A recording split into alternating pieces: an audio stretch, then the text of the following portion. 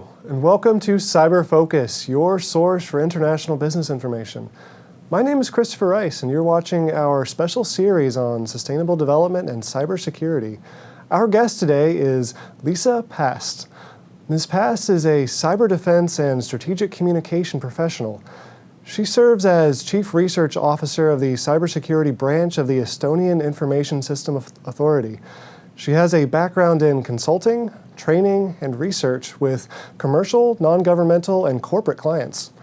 Highlights of her recent work include teaching at several universities and leading 2 teams at the world's largest international technical cyber defense exercise, Locked Shields. Today, Liisa will share her expertise on cybersecurity in Estonia as well as the digital world in general. Liisa, thanks for coming in today. Glad to be here. And my first time in Indiana, so wonderful. I'm pleased to see this part of the country. Well, I hope you enjoy your stay. I have done so far. Well, to start out, can you tell us a little bit about the history of cybersecurity in Estonia? What level of progress would you say Estonia has made recently?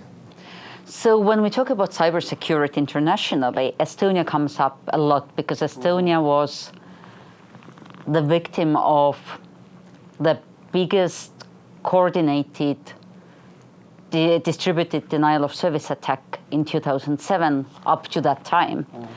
And for many nations and big corporations, that was really the canary in the coal mine, the test that showed us what are the vulnerabilities of a society that's so digitally dependent. So to quickly talk about what happened in 2007 was that as a reaction to a memorial being moved in Tallinn to a military graveyard, there were propaganda or information operations against Estonia. There were public protests that were politically motivated, quite possibly by a foreign government. And then also integrated into that was a wave of cyber attacks that were reasonably simplistic technologically, but were, as I said, coordinated to an unprecedented degree. And that demonstrated a few things. First of all, how digitally reliant we are, and how governments therefore need to think of cybersecurity not as a wartime discipline, but as a way of protecting a way of life, as something you do during peacetime, and where it's particularly relevant during peacetime. It also showed that cyber operations, events in the cyberspace, will be used against nation states as politically motivated attacks. And now when we look at the decades since, we've seen everything from the Sony hack attributed to a nation state and their government, to the DNC hack, which close to 20 US agencies have confidently attributed to a nation state or its various services, to the power grid hacks in Ukraine around Christmas 2015 and 16, where again an actor that's believed to have been a nation state used these cyber-enabled tools to show its power, to demonstrate what it's capable of by switching off electricity on Christmas Day for a civilian population for a short period, and for what's believed to have been about 250,000 people. But all in all, that's how the cyber events, cyber attacks are integrated into how nations assert power over each other. So when we talk about Estonia, it's almost ironic that we talk about events that happened more than a decade ago. Right. And that's the case study. But when we look at more recent events, the WannaCry ransomware of last May, Estonia had 0 victims, part of which, of course, is always luck, but luck comes with preparedness, with resilience.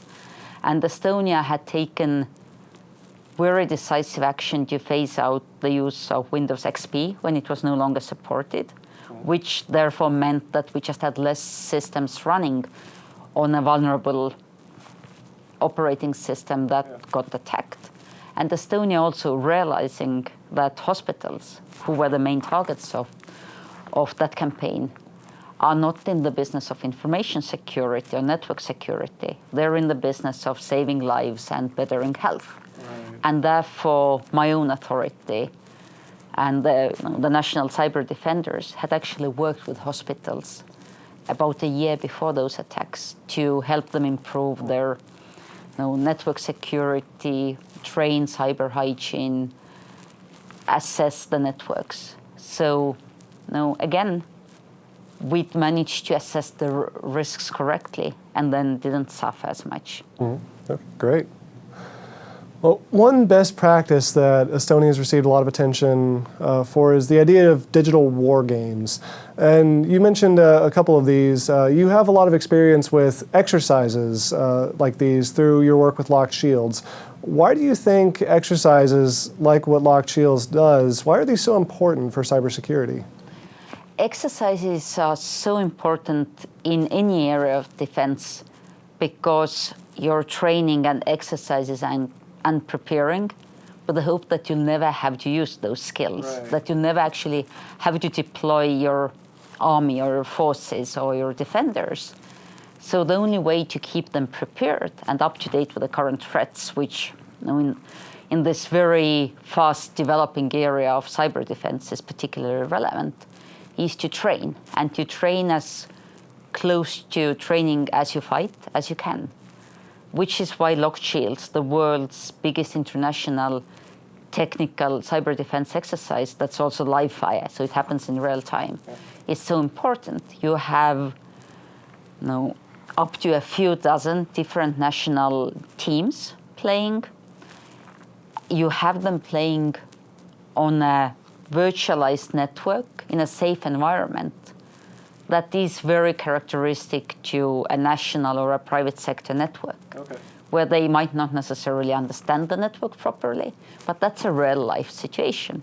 That's when in time of crisis, cyber defenders often almost drop in and have to start solving from, when they arrive. Yeah. So that's why exercises are so important, just like they are in military in crisis and in crisis response, because you're training and exercising, hoping you'll never have to do it in real life. Right. Can you give us an example of a recent exercise from Locked Shields?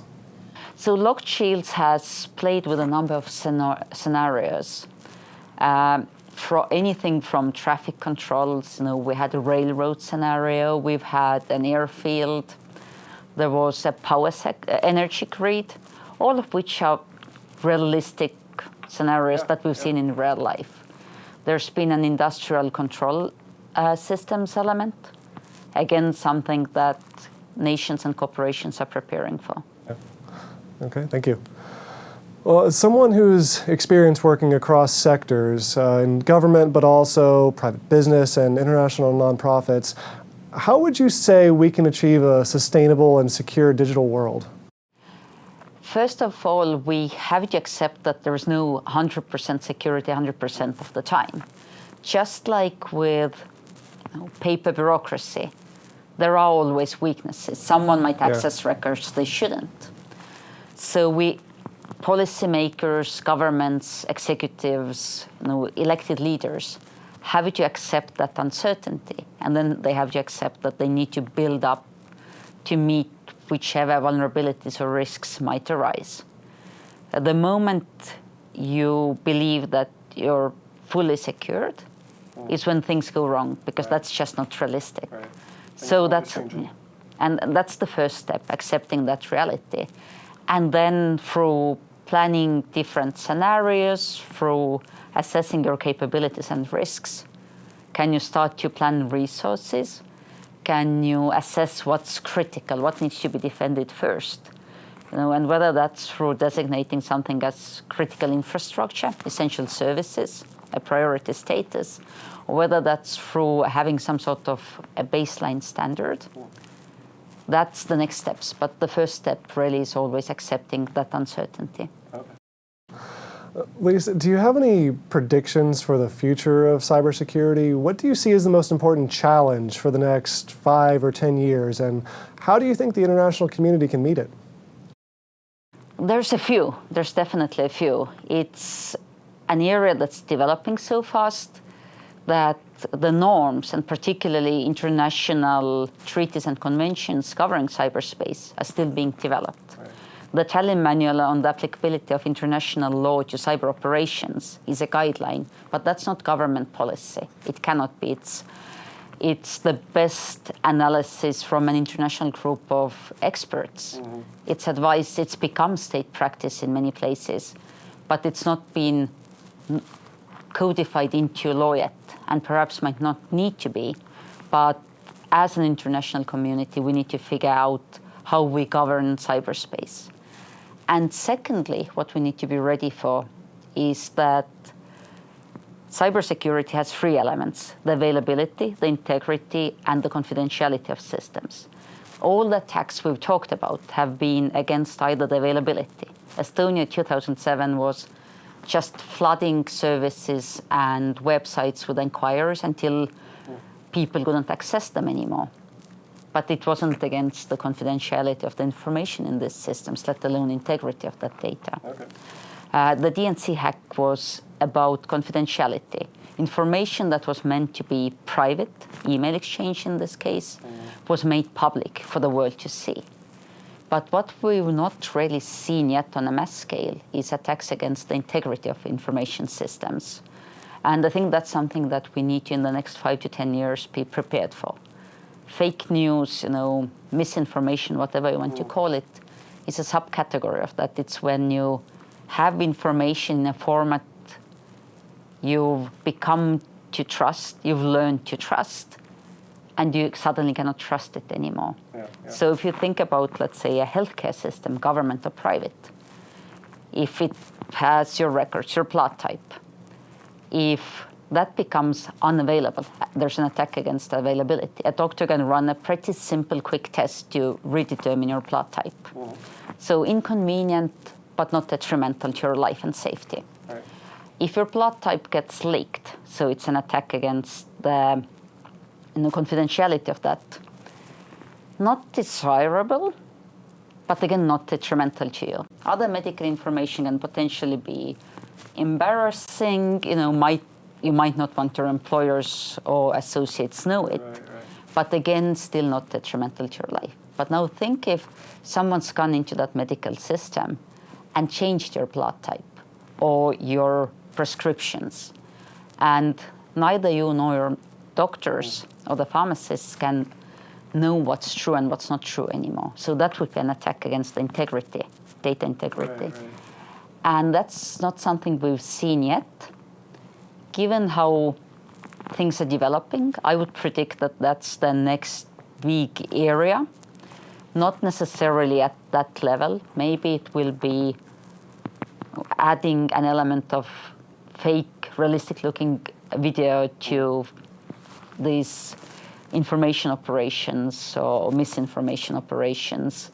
Maybe it's in more and more trying to personate people in their private correspondence, but it's a fundamental attack in your ability to trust information and data. Yeah, that's a scary world too.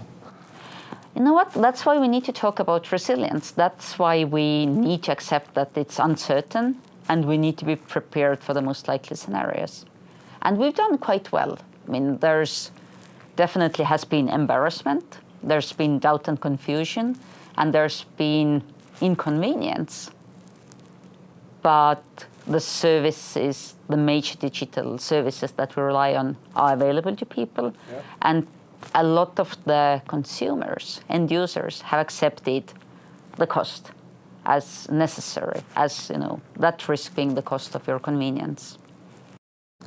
Well, Liisa, thanks so much for coming in to speak with us. Very informative. Thank you. Pleasure to have you.